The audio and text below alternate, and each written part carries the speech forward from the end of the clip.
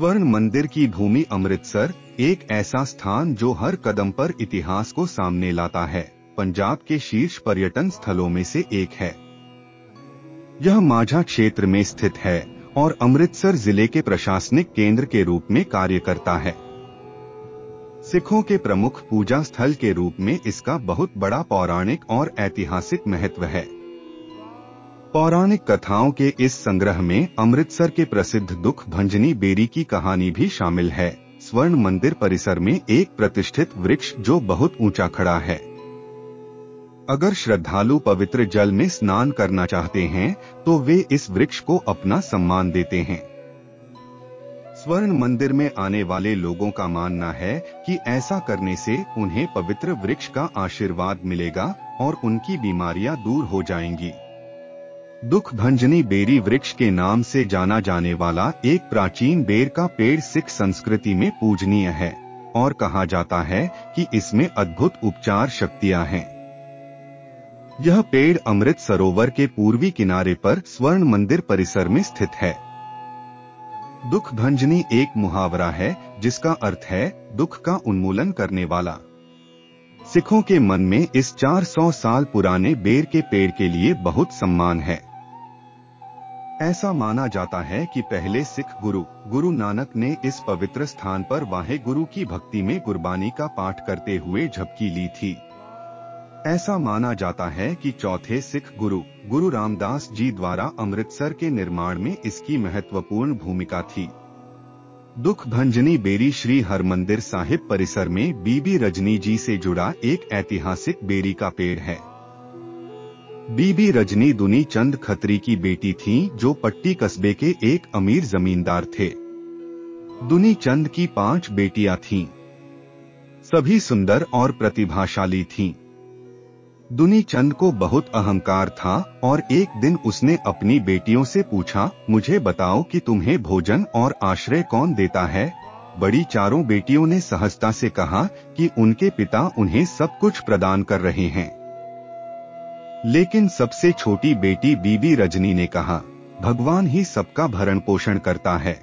यह सुनकर दुनी चंद क्रोधित हो गए। उन्होंने रजनी का विवाह एक कोढ़ी से कर दिया। लेकिन बीबी रजनी को इससे कोई फर्क नहीं पड़ा। उन्होंने कोढ़ी को अपना पति मान लिया और बड़े प्यार से उसकी सेवा की।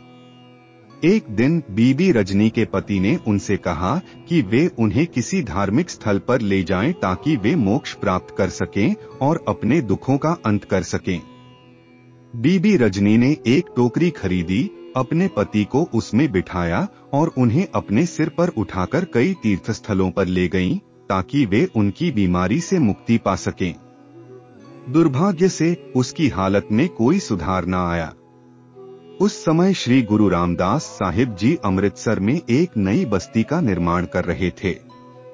भटकते भटकते बीबी रजनी पवित्रता और सदाचार के दिव्य मार्गदर्शन से उसी स्थान पर पहुंची जहां तीसरे गुरु ने संकेत दिया था और चौथे गुरु ने अपने अमृत कुंड अमृतसर के स्थान के रूप में चिन्हित किया था और वहां उन्होंने अपना बोझ रखा। बीबी रजनी और उसके पति को भोजन की आवश्यकता थी। काफी विचार विमर्श के बाद, जिसके दौरान पत्नी ने अपने पति को छोड़ने की अनिच्छा व्यक्त की, यह निर्णय लिया गया कि उसे पानी के ठंडे और कृतज्ञ निकटता में एक बेर के पेड़ के नीचे रहना चाहिए, जबकि वह अपने दैनिक भोजन के लिए भीख मांगने के लिए चली गई। कोढ़ी अकेला रह गया और उसने 2 कौओं को लड़ते देखा। एक के मुंह में रोटी का टुकड़ा था जिसे दूसरे ने छीनने की कोशिश की। जब वे संघर्ष कर रहे थे तो रोटी तालाब में गिर गई। दोनों पक्षी उस पर झपटे। कौवे फिर से काले से सफेद रंग में बदल गए। यह देखकर उसने निष्कर्ष निकाला कि तालाब में साधारण पानी नहीं है, इसलिए उसने तालाब में नहाने का मन बना लिया। बीबी रजनी का पति रेंगता हुआ तालाब के पास गया और अंदर चला गया।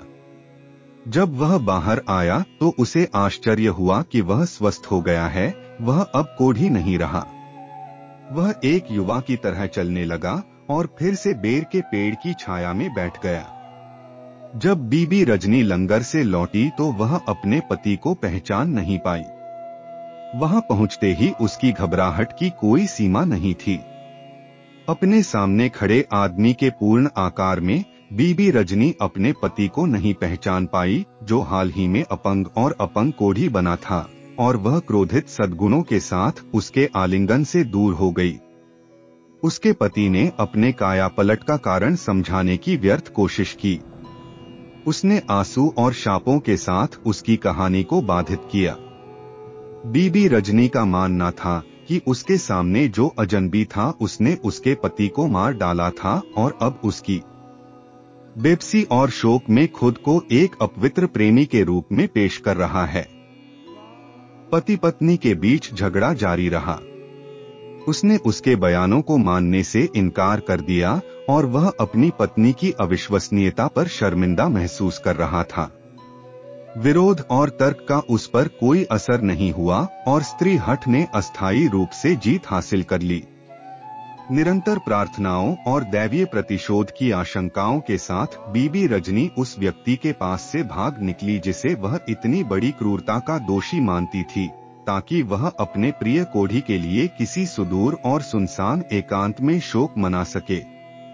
कुछ गांव वालों ने, जिन्होंने संयोग से यह घटना देखी थी, इस बात की गवाही दी कि यह वास्तव में वही व्यक्ति था जिसे वह अपनी टोकरी में लेकर आई थी।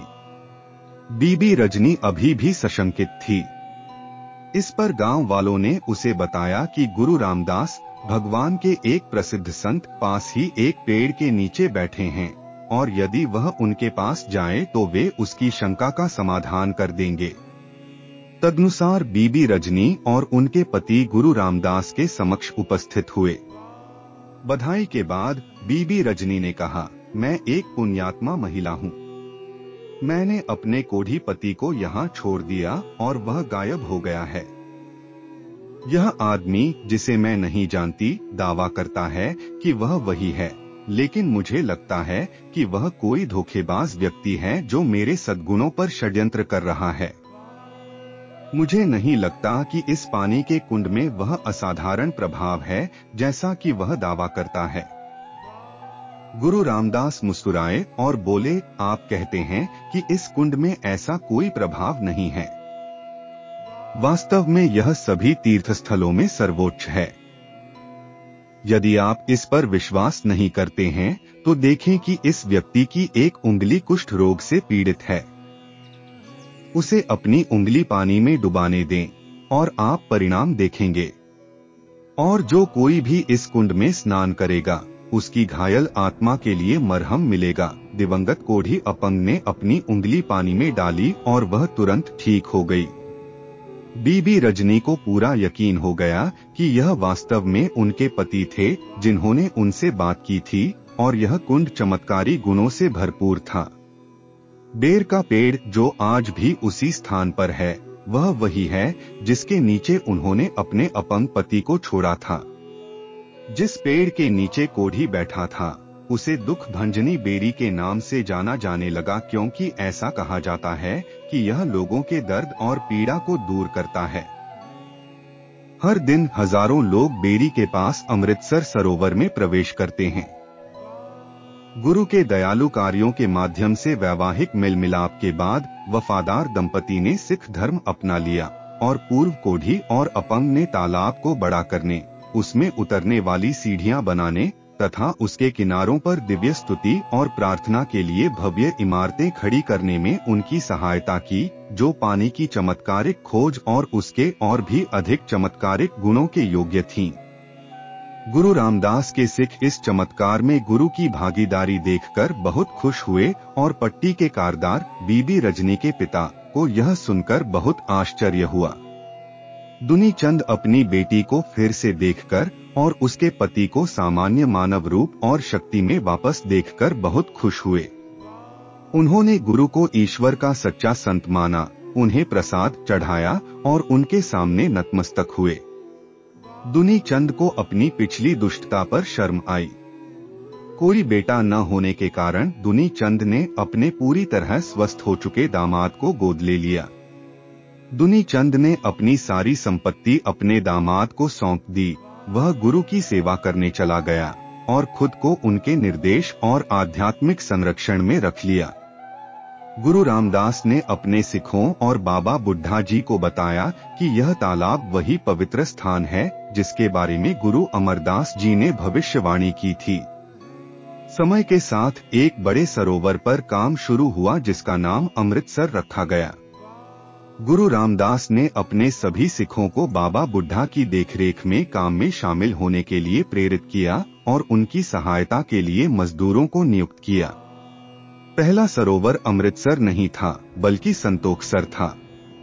संतोखसर सरोवर आज भी गुरुद्वारा श्री ताहली साहिब अमृतसर के बगल में मौजूद है। गुरु रामदास ने संतोखसर पर काम बंद करके अमृतसर पर काम शुरू किया। इसके बाद गुरु अर्जन ने दोनों सरोवरों का निर्माण पूरा